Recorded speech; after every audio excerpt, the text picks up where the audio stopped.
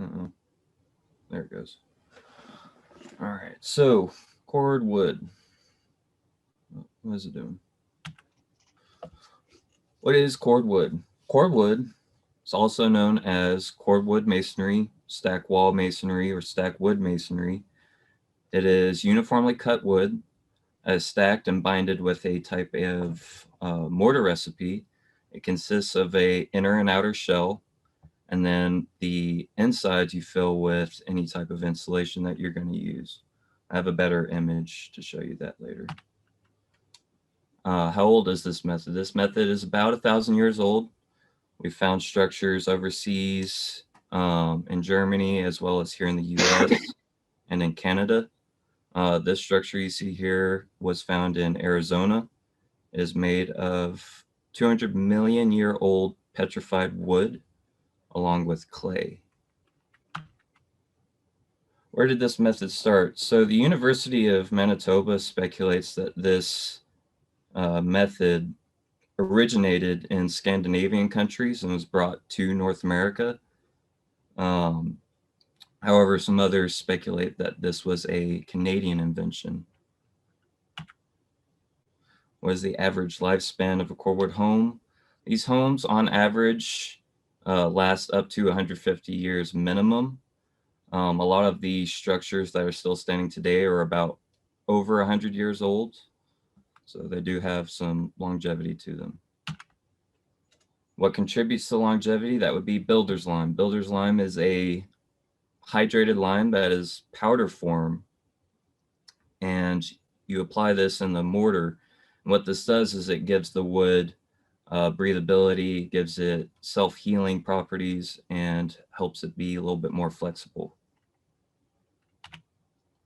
Here are some mortar recipes.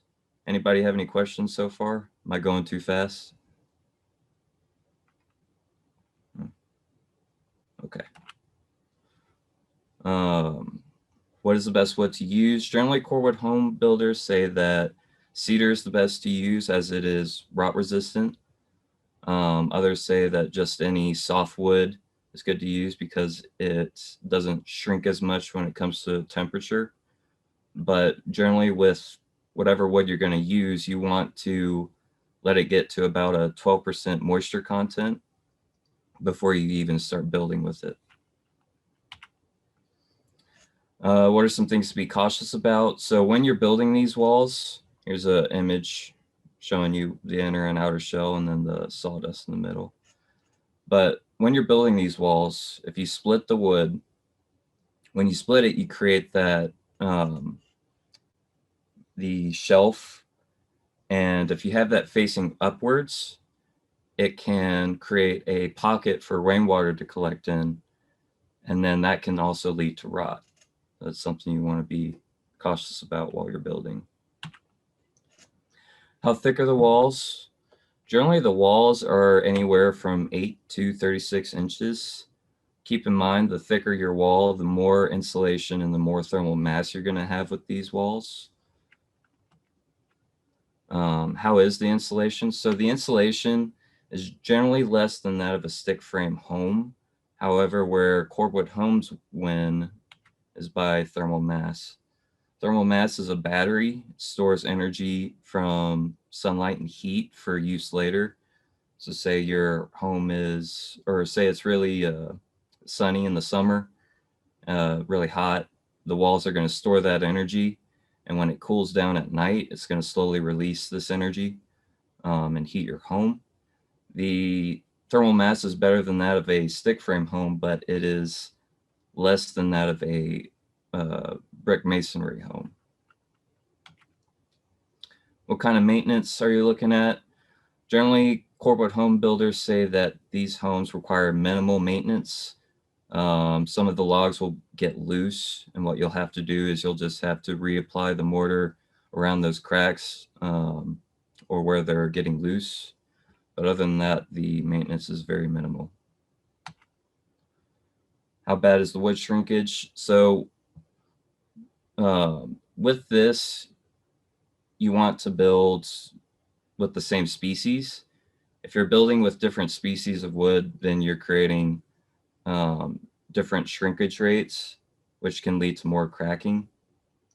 So they definitely say use the same species, and then also make sure that your moisture content is 12% before you start building. Some ways of preventing rot. Generally, Cordwood home builders say the best thing you can do is have a 24-inch overhang on your roof, as well as getting the house itself off of the ground, so that you're creating a little bit of a barrier. So if rain's splashing the ground, it's not hitting your logs. Can you use preservatives and sealants? You can. You don't necessarily have to. You definitely do not want to seal these logs. Again, the whole purpose is to let these logs breathe. And as far as stains, you can stain the ends. You don't have to. And then you can also use borax, but again, you don't have to. What is the bug issue? So just like with a logwood home, you're gonna run into issues with ladybugs, stink bugs. It's just one of those things that you're gonna have to learn to live with. Building permits are gonna be a little bit more difficult to attain with these. Inspectors aren't very familiar with some of the methods and techniques that go into building these homes. So you are gonna have a little bit of difficulty there. The total cost, this very much depends on what you do. So if you buy the land and you cut down the wood, debark it, and build this home yourself, then you're saving a lot on labor costs. However, if you buy the wood from a mill, then you're driving up your costs there. If you're hiring people to help you build this, then your costs go up as well. Generally with these homes, you got to use Portland cement, and that drives up your cost just a little bit, but it all depends on you. For resale, just like with a tiny home, you're going to run into some issues. It is a niche market, so you're going to have to find people that are aware of the benefits of this house or this type of home, just like with any tiny home. Would I personally build this type of home? I would, if I had enough trees of the same species that were conducive to building this type of home. But if I didn't, then I would just stick with a high efficiency stick frame home. What are some pros? Other than cutting down the trees, it is environmentally friendly. You can use, just like with the structure found in Arizona, you can use dead wood. Just, be careful with it. Don't use something that's completely fallen apart. It can be economical. Cordwood home builders say that they've built their home for $20,000, and some have said that they've built theirs for $80,000, and that includes buying the land, the nails, or not the nails, but the mortar that they use, and then labor costs. Some cons: this is a very labor intensive and time oriented project. Put it in perspective, you cut down the tree, it takes 6 months to a year to get down to appropriate moisture content. And then you have to move that log to wherever you're building, cut it up even more into these cores of whatever length you're going to use. And then you have to stack them and apply the mortar. And then you have to let the mortar cure for a certain amount of time. And then also you have your difficulty with resale and then permits. And then here are my references. Any questions?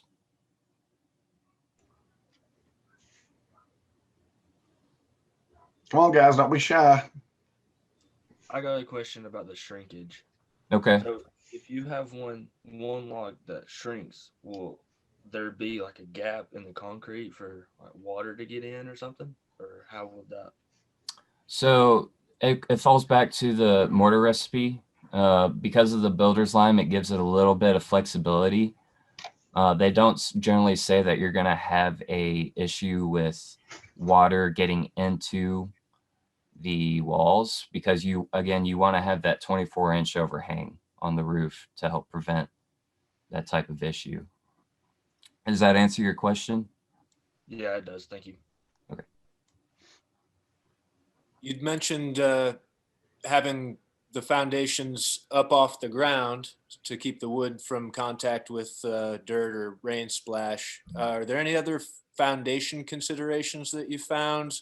Anything else you need to particularly pay attention to? I assume that if we're using a 15 or 16-inch piece of wood, that's going to change the type of foundation we need to use too. I'm not generally sure. I will do some more research and I'll get back to you on that.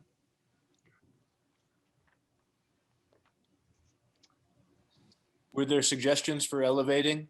Did they suggest building on a platform on stilts or anything like that? Generally, they didn't say you need to build on a stilt.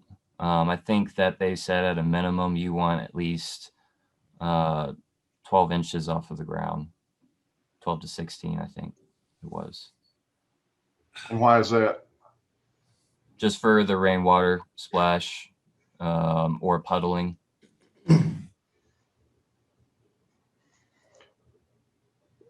Would this be something that you could build in Western North Carolina? Not actually sure. I can do some research and find out for you. Good answer. Very good answer. I'll hit on that in just a second. Okay, so you said the wood needs to come down to about 12% moisture content, and so here where we are right now, if we left a piece of wood outside, 19 is about the best that we could get. So you're going to have to, somehow kiln dry that, and you can, there's several easy solar ways that you can do that.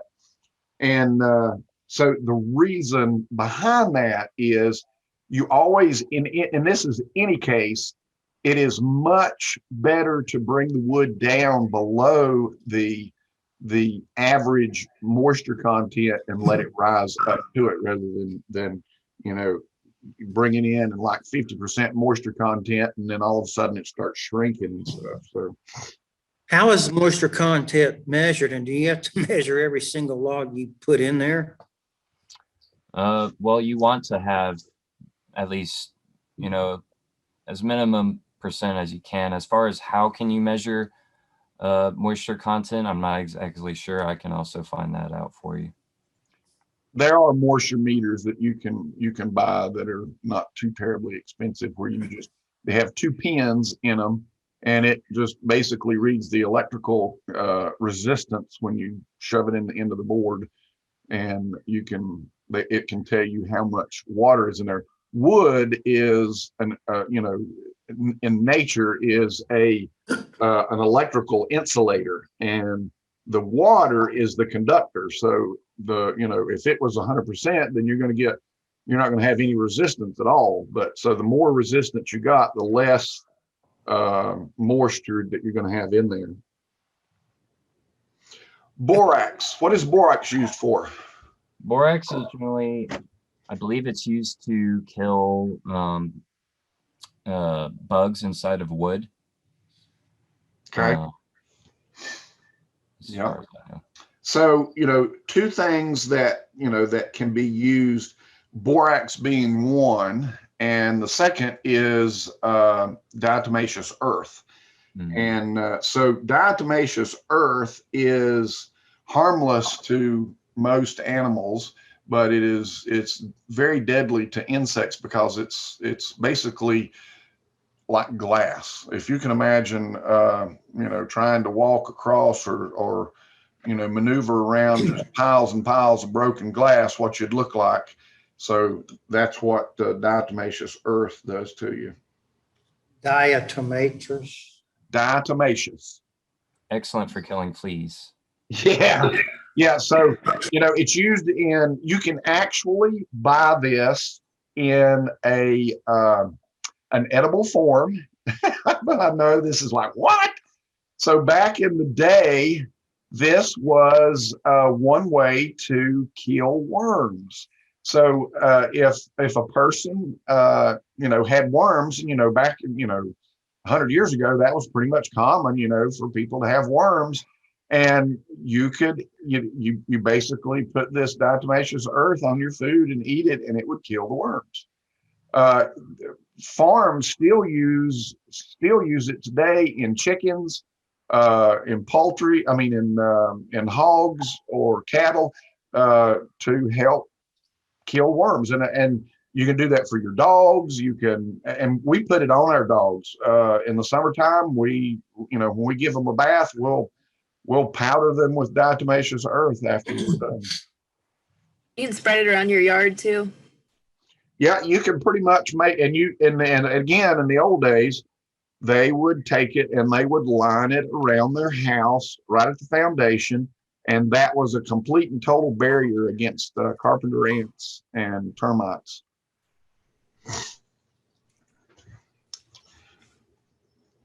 Hey, Danny, what was your question again? It was concrete considerations.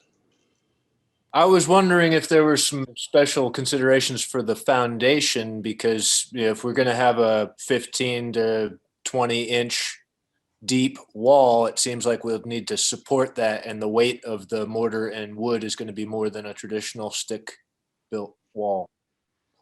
Okay. So Do you think this is? go ahead. Do you think this is something you could use reclaimed wood for, or would you want to like chop yourself and dry them yourself? Personally, I would want to chop them myself and dry them myself, just so that I know, that it was dried properly, or that it can be used properly. That's just me.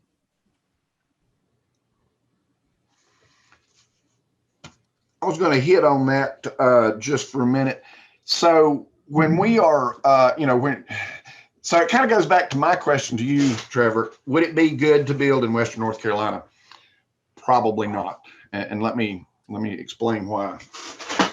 Get my little bag of goodies here. So what happens to a tree when it dies and lays in the forest here in Western North Carolina? It rots. Yeah. When you go out west, you see petrified wood. You don't see any petrified wood in Western North Carolina. Petrified wood is actually wood that has actually, when you see petrified wood, there's no wood in it, just so you know that. What has happened over the years, over the eons with that wood, is the cells in the wood have been filled with minerals, and the wood eventually decays to nothing and leaving nothing but the minerals left over. So this is what wood looks like. Okay, it's just, all I've got here is just a bunch of straws that I'm going to lose and fall all over the place. And that is pretty much what wood fibers are. Okay, so they're hollow. And so generally when we're building, this is the way that they go in place. This is the outside, this is the inside. But in cordwood, we turn them this way. This is the outside, this is the inside. And obviously, we've got flow of air or anything else between the ends of the piece of woods, right?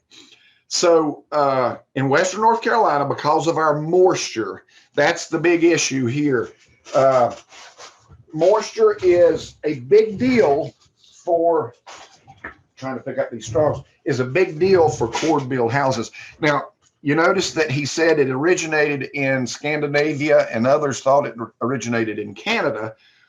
Well, you get up far enough north, the moisture is frozen most of the time. And whenever you have frozen moisture, the moisture content is very low. So like right now, it's 40 degrees right now.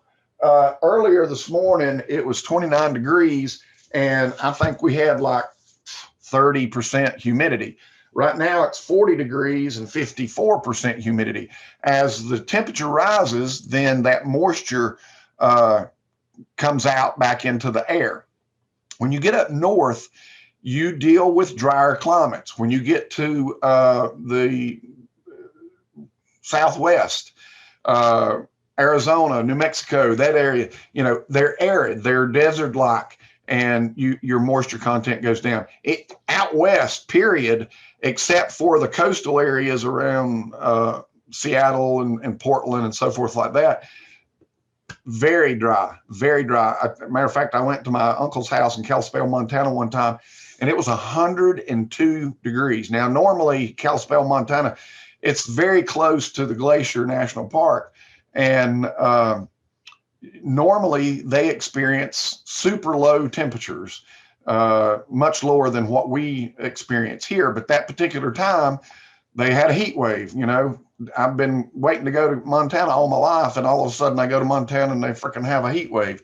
Maybe I took it with them. I don't know. I was trying to escape our summers down here. But nevertheless, my point is their 102 degrees out there felt like 80 degrees here, because my skin was, you know, I was sweating, but you get that evaporation, and evaporation makes you feel cool. When you sweat here in Western North Carolina, by God, it don't go anywhere, because the air is just as moisture content as you are. And so that's why you feel so much hotter here. So it's probably not a cool thing to build here in Western North Carolina without some sort of extra precautions going on there. Another thing I wanted to bring up, or anywhere in the South for that matter. well, yeah, anywhere in the South that's got high moisture, you know, like when I say, you know, if you're going southwest, that's a different story. All right, so let's talk about this tree for a second.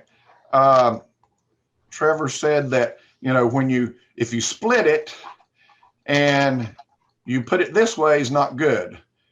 When you put it this way, it's okay. I want to explain that a little bit.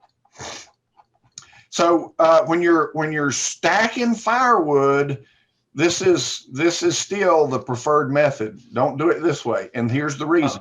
I'm sorry to interrupt. Okay, yeah. Go ahead.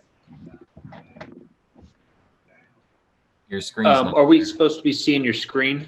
Am I not sharing my screen? No. Oh, doggone it. How about now? Can you see it? You can see it. God dang it. I hate that. Let me start over. Yeah, keep me on my toes, guys. All right. We got the tree. And we got our annular rings in here. And so if you put it in the wall this way is bad. If you put it in the wall this way is good. And again, this is the way that you should stack your firewood as well. And what the reasoning behind this is, let's take this little section right here and we're going to blow it up a little bit. And so we've got our this is the bark. And if you'll notice that in these pictures over here, there's no bark on there. All the bark has been removed. And that is because of the cambium layer. This cambium layer is a very, very thin layer that goes around here, separating the bark from the inside of the tree. And it is very weak. And so basically what happens in the cambium layer is these cells go through that mitosis thing, and part of that cell becomes the woody portion, and half of it becomes the bark. And this is a separation. You probably already know this. You get a little bit of decay in here, and this bark is the first thing that comes off. You look out and see a dead tree. How can you tell it's dead? Well, it's because it's losing half of its bark. So this has to be removed. All of this has to go away to begin with. Secondly, this is your spring growth, which is normally very fast growing. This portion of it here is the lighter color when you're looking at these wood, let's see, wood.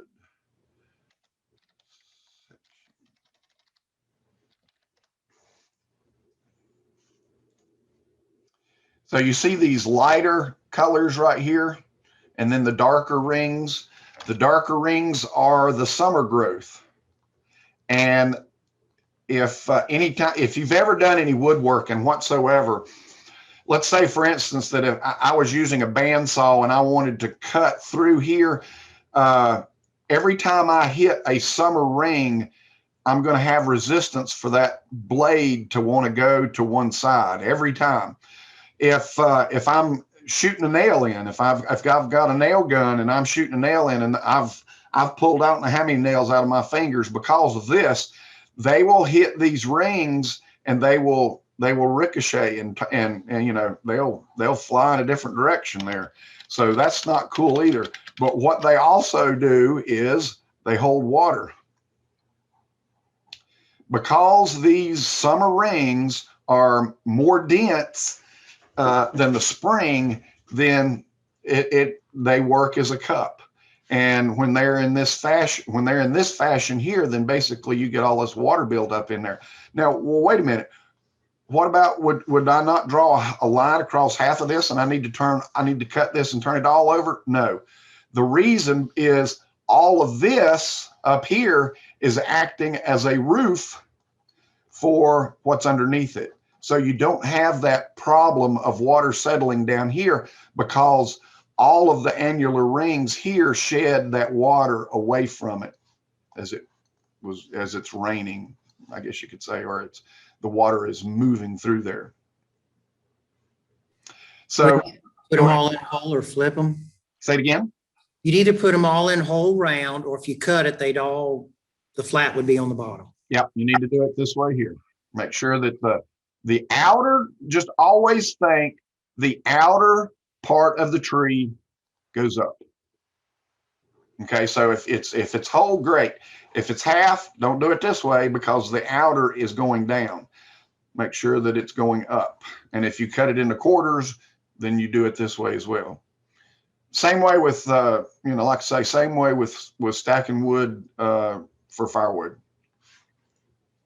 A little tidbit on that. Let's see. Thick walls, borax, permits. We're talking about permits. Trevor was talking about permits are hard to get. There's nothing in the code that says that you can't build all these funky things.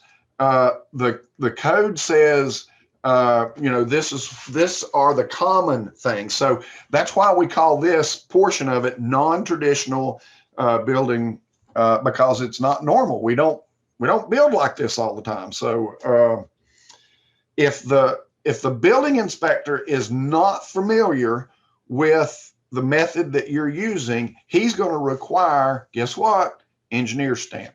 Now, how many engineers out there know how to do cordwood or know the strength of these pallets? You know, it goes back to what species did you use for your cord house? What's your moisture content of this wood as it's going up? What kind of insulation are you using? Now, one thing I noticed, the sawdust, okay, so sawdust insulation can be really good, but it ain't so hot in Western North Carolina, okay? Because basically you're building a tunnel for a whole bunch of little critters to get up and through your house. So different precautions have to take place.